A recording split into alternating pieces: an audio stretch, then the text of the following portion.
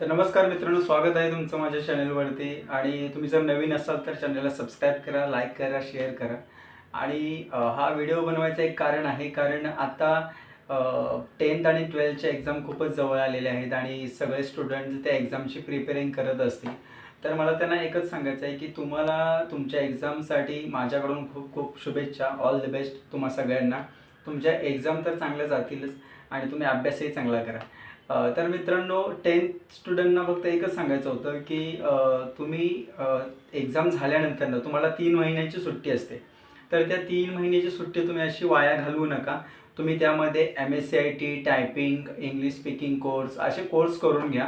कारण ते तुम्हाला फ्युचरमध्ये तुमच्या लाईफमध्ये खूप इम्पॉर्टंट आहेत इथून पुढे. म्हणजे तुम्ही जेव्हा करिअर तुमचं करायला जाल तेव्हा त्यांचे जर तुमच्याकडे सर्टिफिकेट जर असतील ना, तर तुम्हाला कुठल्याही जॉबवरती काहीच अडचण येणार नाही. त्यामुळे त्या 3 महिन्यात तुम्ही एन्जॉय तर कराच, तसं काही नाही आहे.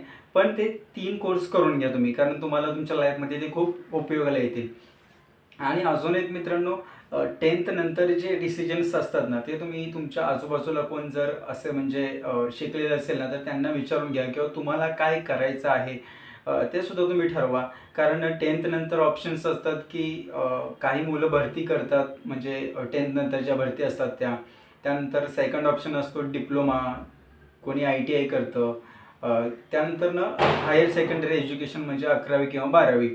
तर मित्रांनो, खूप विचार करून आणि खूप असा निर्णय घ्या. पालकांचा पण सल्ला घ्या तुम्ही. कारण हे जे डिसिजन आहे ना, ते तुम्हाला खूप पुढे उपयोगाला पडतं. कारण एकदा जर तुम्हाला डिसिजन घेण्यात जर तुम्ही चुकलात, तर नंतर खूप प्रॉब्लेम्स क्रिएट होतात. त्यामुळं डिप्लोमा करणाऱ्यांनी डिप्लोमा करा, पण डिप्लोमा फक्त करून थांबू नका. त्यानंतर तुम्ही डिग्री पण करा, कारण डिप्लोमाला आता एवढा स्कोप नाही आहे. जेव्हा मी डिप्लोमा केला त्यावेळेचा विचार वेगळा होता, कारण त्यावेळेला डिप्लोमा केला, मी इंजिनिअरिंग पण केलं. पण माझं लास्ट इयर मी इंजिनिअरिंग ड्रॉप केलं, म्हणजे सोडूनच दिलं. पण तुम्हाला मी रिक्वेस्ट करतोय की तुम्ही डिप्लोमा केल्यानंतर ना 3 वर्ष डिग्री करा, कारण तुम्हाला डिप्लोमानंतर डायरेक्ट सेकंड इयरला तुम्हाला ॲडमिशन भेटतं डिग्रीला.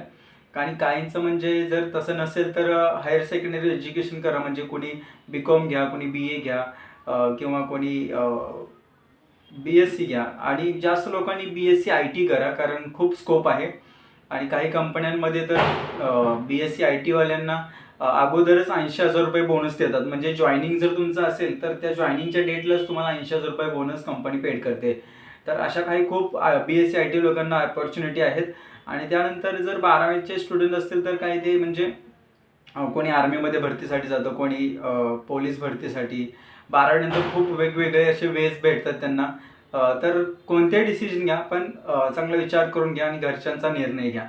आणि तुमच्या पुढच्या करिअरला माझ्याकडून खूप साऱ्या शुभेच्छा. Thank you so much. जर व्हिडिओ आवडला तर नक्की लाईक करा, शेअर करा, सबस्क्राईब करा. Thank you.